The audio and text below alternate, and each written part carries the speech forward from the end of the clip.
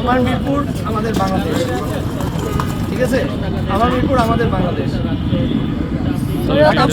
ঢাকা 187 ঢাকা 14 আসন থেকে স্বতন্ত্র প্রার্থী হিসেবে সৈয়দ আবু বকর সিদ্দিক আমার মনোনয়ন যে বাধ্যবাধকতা ছিল শতকরা 1 ভাগ সমর্থকে, তার মধ্যে 9 জনকে সঠিক পাওয়া যায়, 1 জনকে পাওয়া যায়নি, সেই আমার আপিল আজকে বৈধ হয়েছে। এটাকে কিভাবে দেখছেন যে 10 জন জৈব চারণের মাধ্যমে 10 জনের মধ্যে 9 জনকেই পাওয়া গেছে, এখানে কি আসলে আপনি প্রয়োজন ছিল কিনা, অথবা এখানে এসে আপনারা এটাকে হয়রানি মনে করছেন?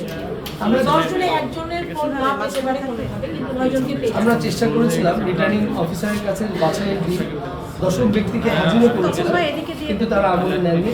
এটা আমার কাছে অগ্রহণযোগ্য মনে হয়েছে। তারা বারবার বলেছেন আপিলে গেলে এটা শুনানি অ্যাকসেপ্ট হবে, কিন্তু তাদেরকে বলা হলো সেই ইখতিয়ার যদি আপনার থাকে আপনি করে দেন অযথা বিড়ম্বনা থেকে। আমার কাছে মনে হয় আরপিওর এই অধ্যাদেশটি আমাদের ভোটারদের যে গোপনীয়তার ব্যাপারটা সেটা কিন্তু এখানে চরমভাবে লঙ্ঘিত। আমার কাছে মনে হচ্ছে এটা আমাদের সংবিধানের সাথে সাংঘর্ষিক।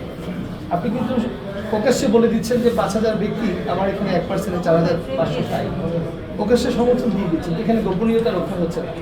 পাশাপাশি 10টার মধ্যে 9টা 6টা তারা সবগুলোকে বৈধ করছে এবং এটা গুরুত্বও দিচ্ছে যে একজন ব্যক্তিও সঠিক ফলাফলটি দিয়ে দিচ্ছেন। তা আমি মনে করবো আগামীতে আরপিওর এই অধ্যাদেশটি বাস্তবসম্মত করা উচিত। কয়েকদিন পরেই প্রচারণা চালাতে পারবেন, যেহেতু প্রার্থীতাও ফিরে পেয়েছেন, সেক্ষেত্রে ভোটের মাঠ এখন কেমন আছে?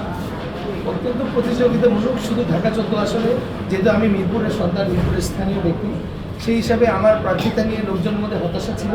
আশা করছি মানে ভোটের পরিবেশটা কেমন দেখছেন? এখন পর্যন্ত শান্তিপূর্ণ পরিবেশ, এবং একমাত্র স্বতন্ত্র প্রার্থী হিসাবে আমরা সিদ্ধান্ত নিয়েছি যে আমাদের মার্কা সাথে নিয়ে এসেছি। আমরা এই আগামী 21 তারিখে ফুটবল মার্কায় ঢাকা 14 মিরপুর আসলে আমি প্রতিনিধিত্ব করব। আমি 2018 সালে ধানের শীষে প্রার্থী ছিলাম এবং ইনশাআল্লাহ মিরপুরবাসী আমার পক্ষে তাদের রায় দিবেন বলে মনে করি।